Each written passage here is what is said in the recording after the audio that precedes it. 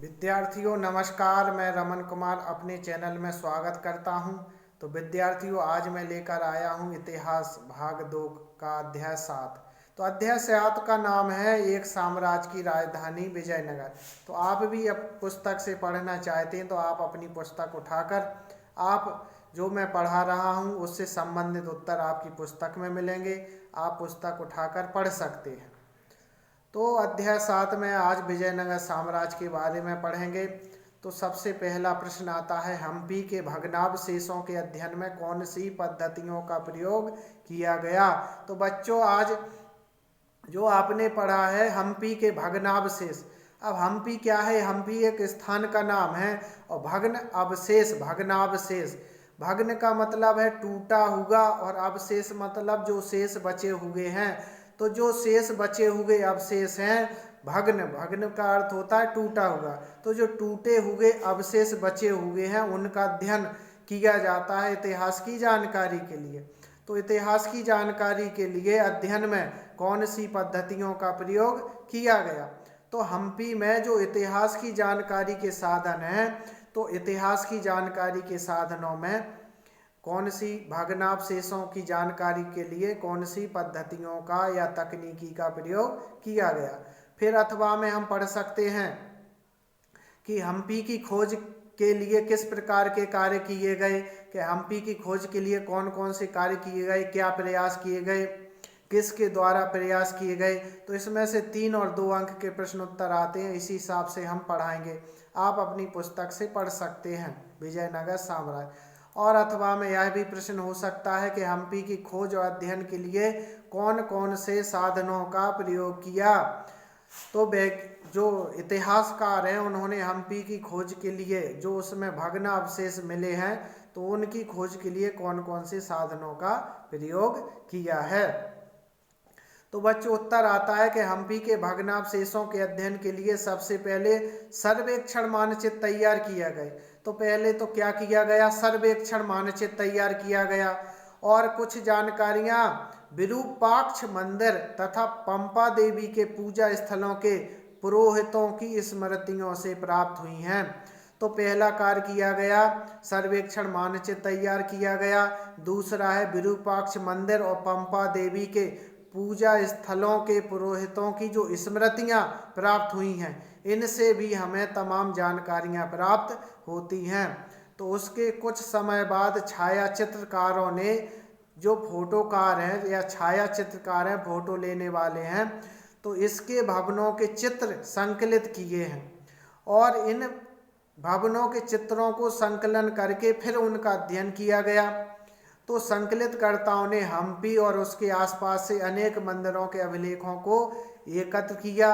और इसके साथ ही इतिहासकारों ने विदेशी यात्रियों का वर्णन से तेलुगु, कन्नड़, तमिल और संस्कृत में लिखे गए साहित्य से मिलान भी किया। तो इस तरह से हम्पी की खोज के लिए इतिहासकारों ने सर्वेक्षण मानचित्र तैयार किया, फिर पूजा स्थलों से और विरूपाक्ष मंदिरों से पुरोहितों की स्मृतियों से जानकारियां प्राप्त की, फिर छाया चित्रकारों ने इनके भवनों के चित्रों का संकलन करके अध्ययन किया। फिर है कि इसके आसपास के मंदिर थे, हम्पी के आसपास के जो मंदिर थे, उन मंदिरों में जो अभिलेख मिले हैं उन अभिलेखों को एकत्र किया और विदेशी यात्रियों का वर्णन किया, जिसमें विदेशी यात्रियों के वर्णन में कौन कौन साहित्य मिला? तेलुगु, कन्नड़, तमिल और संस्कृत में लिखे गए साहित्य का वर्णन किया। तो इनसे भी जानकारियां प्राप्त की। तो इस तरह से हम्पी की खोज में ये साधनों का प्रयोग किया गया। फिर अगला प्रश्न यह आता है कि हम्पी खोज कब हुई, किसके द्वारा की गई। सबसे पहले हम्पी खोज किसने की? तो हम्पी की खोज कब हुई? तो आइए उत्तर जानते हैं कि सर्वप्रथम हम्पी के भग्नावशेषों की खोज 1800 ईस्वी में अभियंता तथा पुरातत्वविद कॉलिन मैकेंजी के द्वारा की गई। अब प्रश्न यह उठता है, प्रश्न ये भी आ सकता है कि कॉलिन मैकेंजी कौन थे, इन्होंने किसकी खोज की भारत में। तो सबसे पहले हम्पी के भग्नावशेषों की खोज 1800 ईस्वी में अभियंता, इंजीनियर तथा पुरातत्वविद कॉलिन मैकेंजी के द्वारा की गई। अब कॉलिन मैकेंजी कौन थे? तो Colin McKenzie east India company में काम करते थे। उन्होंने यहाँ सर्वेक्षण मानचित्र तैयार किया गया। फिर अगला प्रश्न आता है कि विजयनगर साम्राज्य की स्थापना कब और किसके द्वारा की गई? तो विजयनगर साम्राज्य की स्थापना दो भाइयों के द्वारा की गई। ये दो भाई कौन थे? तो विजयनगर साम्राज्य स्थापना हरिहर और बुक्का नामक दो भाइयों ने 1336 ईस्वी में की थी। इस साम्राज्य की सीमाओं में अलग अलग भाषाओं को बोलने वाले तथा धर्म को मानने वाले रहते थे। तो इस साम्राज्य में अनेक भाषाओं बोलने वाले, अनेक धर्म को मानने वाले भी रहते थे। फिर अगला प्रश्न यह भी आ सकता है, विजयनगर साम्राज्य के व्यापार के बारे में बताइए, या विजयनगर का सबसे प्रसिद्ध बाजार कौन सा था? तो विजयनगर का सबसे प्रसिद्ध बाजार या व्यापार कौन सा होता था? प्रमुख व्यापार किस किस का व्यापार होता था?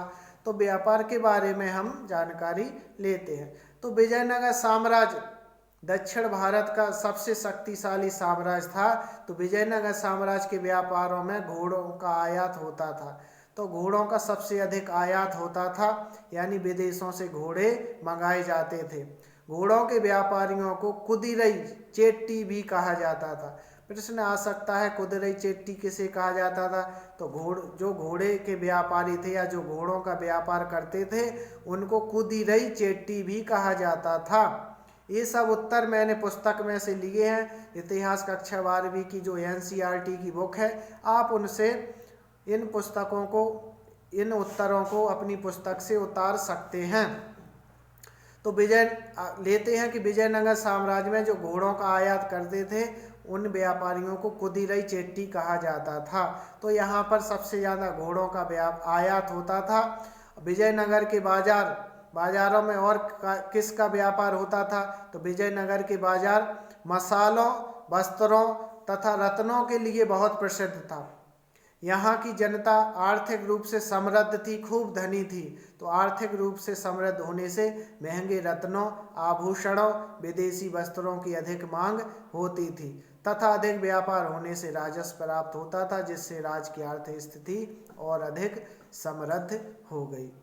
फिर अगला प्रश्न आता है, जब इतना अच्छा व्यापार होता था, समृद्ध थे सभी लोग, तो यहाँ के शासक कौन थे? तो प्रश्न है कि विजयनगर साम्राज्य के सबसे प्रसिद्ध शासक कौन थे, या तलब वंश का सबसे प्रसिद्ध शासक और उनके कार्य बताइए। तो विजयनगर पर किस वंश के शासकों का राज्य था, उनका क्या कार्य था? तो विजयनगर साम्राज्य का सबसे प्रसिद्ध और प्रतापी शासक कृष्णदेव राय थे। तो कृष्णदेव राय विजयनगर साम्राज्य के सबसे शक्तिशाली और प्रतापी शासक थे, सबसे प्रसिद्ध शासक थे, तलब वंश के सबसे प्रसिद्ध शासक थे। इस काल में तुंगभद्रा और कृष्णा नदियों के बीच का जो क्षेत्र रायचूर था, वहाँ पर दोआब प्राप्त किया गया। तो रायचूर क्षेत्र में दोआब प्राप्त किया गया। उड़ीसा के शासकों और बीजापुर के सुल्तानों को पराजित किया गया। कृष्णदेव राय ने अनेक भव्य मंदिरों का निर्माण कराया। उन्होंने अनेक मंदिरों में भव्य गोपुरमों को जोड़ने का कार्य किया। तो अब फिर अगला प्रश्न आता है कि विजयनगर साम्राज्य इतना भव्य था, इतने प्रतापी शासक थे, तो अब इसका पतन कैसे हो गया, इसका विनाश के कारण बताइए। वो क्या कारण है कि विजयनगर साम्राज्य का पतन हो गया? अथवा में राक्षसी तांगड़ी के युद्ध के बारे में बताइए, अथवा या तालीकोट का युद्ध या राक्षसी तांगड़ी का युद्ध किसके बीच हुआ, कब हुआ, इसके बारे में बताइए। या विजयनगर साम्राज्य का विनाश या पतन कैसे हुआ? तो विद्यार्थियों, हम जानते हैं कि 1565 में विजयनगर की सेना के प्रधानमंत्री राम राय के नेतृत्व में राक्षसी तांगड़ी के युद्ध में शामिल हुई। तो राक्षसी तांगड़ी का जो युद्ध हुआ था, तो इसमें विजयनगर की सेना के प्रधानमंत्री थे राम राय। तो इनके नेतृत्व में 1565 में यह युद्ध हुआ था। तो इस युद्ध में बीजापुर, अहमदनगर और गोलकुंडा की तीनों सेनाओं ने शामिल युद्ध किया था। और जब ये इनके विपक्ष में 3 सेनाएं थी। विजयनगर की सेना के प्रधानमंत्री थे राम राय, इनका नेतृत्व था, और इनसे युद्ध लड़ा था बीजापुर, अहमदनगर और गोलकुंडा। इन तीनों की सेनाओं ने शामिल होकर विजयनगर की सेना से युद्ध लड़ा 1565 में, जिसे राक्षसी तांगड़ी का युद्ध कहा जाता है या तालीकोट का युद्ध कहा जाता है। यह एक स्थान का नाम है। तो जब तीनों सेनाओं ने, बीजापुर, अहमदनगर, गोलकुंडा की तीनों सेनाओं ने शामिल होकर विजयनगर से युद्ध किया, तो विजयनगर की सेना बुरी तरह से पराजित हो गई। इसके बाद जो सेना विजयी हुई थी, तीनों सेनाएं, तो विजयी सेनाओं ने विजयनगर शहरों को पूरी तरह से तहस नहस कर दिया, लूट डाला, और इस तरह से पूरा शहर उजाड़ दिया। इस प्रकार से विजयनगर साम्राज्य का पतन हो गया। तो बच्चों, इस वीडियो में इतना ही। अगले वीडियो में शेष भाग लेकर फिर आएंगे। तब तक के लिए नमस्कार।